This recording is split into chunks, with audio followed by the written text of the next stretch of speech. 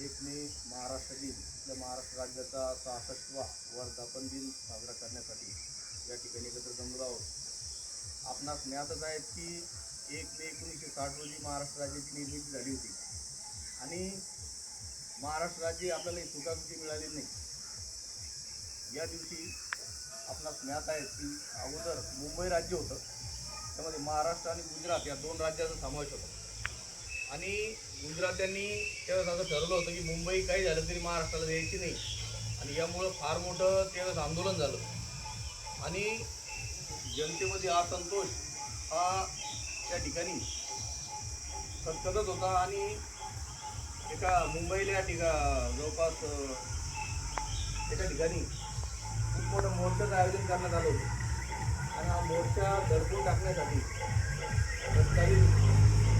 केंद्र शासनानं पोलीस बळाचा वापर केला आणि लोकांचा विचार हा होता की काही झालं तरी मुंबई महाराष्ट्रापासून बोलू देणार नाही आणि महाराष्ट्र राज्य हे वेगळं राज्य व्हायला पाहिजे. या ठिकाणी गोळीबार झाला, लाठीचार्ज झाला, यामध्ये जवळपास 108 लोकांचा मृत्यू झाला होता त्या काळात. यांच्या स्मृतीप्रित्यर्थ त्या ठिकाणी मोठं हुतात्मा स्मारक सुद्धा मुंबईला बांधण्यात आलेलं आहे आणि त्यामुळं सांगायचं तात्पर्य असं की या दिवशी त्या सर्व हुतात्म्यांना या ठिकाणी आपण स्मरण केलं पाहिजे, कारण त्यांनी प्राणाची आहुती दिल्यामुळे आपल्याला आपलं महाराष्ट्र राज्य या ठिकाणी मिळालेलं. असो, आजच्या या महाराष्ट्र दिनासाठी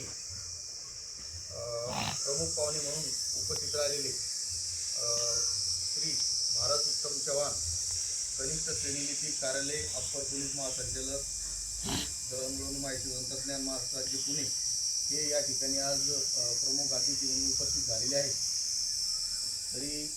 सन्माननीय प्रमुख पाहुणे यांना मी अशी विनंती करतो की त्यांनी या ठिकाणी